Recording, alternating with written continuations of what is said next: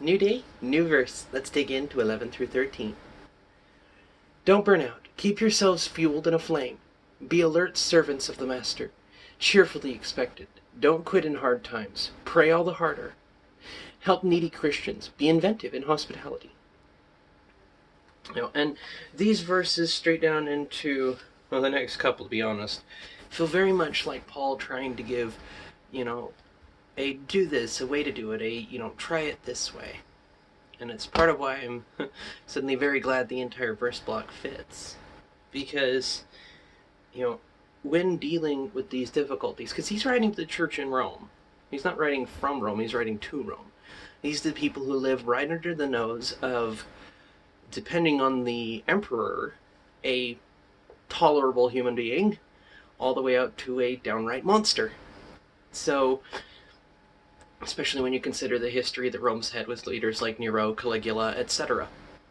So I kind of love that, Paul is writing not just the people in Rome, but he's writing to really anybody who's in Rome, or, if you will, Babylon, to borrow from the Israeli view of it. It's all Babylon, it's exile. Even when countries like the US and other places become like Babylon, putting their own might above the helping of others. And I think that's where we get the go-aheads to how we do it, the living in inventive hospitality, helping the needy, being part of that upside-down kingdom that looks out for the least of these. And the keeping yourselves aflame, Paul talks about that too. When struggling, go over what Jesus went through.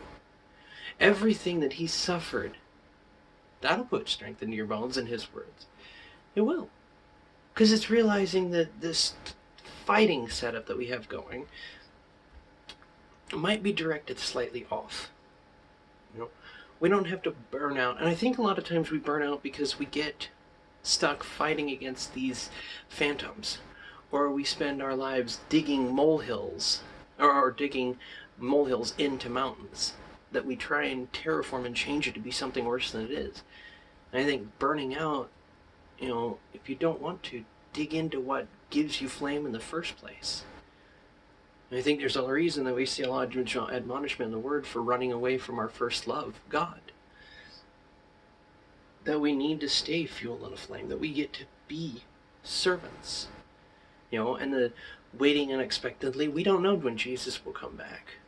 There have been Christians, it's 2,000 years later. It's 2021. There are thousands upon Christians who have lived their entire lives and died waiting for the Master to come. People who lived through dark and horrible wars, pain unfathomable, especially with all the problems we cause as a human species. Because we get stuck in this fighting behavior. And Christians are supposed to fight too, but we're not supposed to fight flesh and blood. We're supposed to fight spirits and principalities. So, if you feel like you're beating your head against a wall, try it from a different approach. God will give you the wisdom if you ask for it. And I think that's part of the beauty of it. And it's interesting that as he continues on into the verse we're going over Monday, that he talks about blessing your enemies. That he's going over a very brief overview of what it looks like to live kingdom life. To love others as we ourselves are loved. Dig into it. Let me know what you think. I'll see you guys Monday for verses 14 through 16. God bless, and see you then.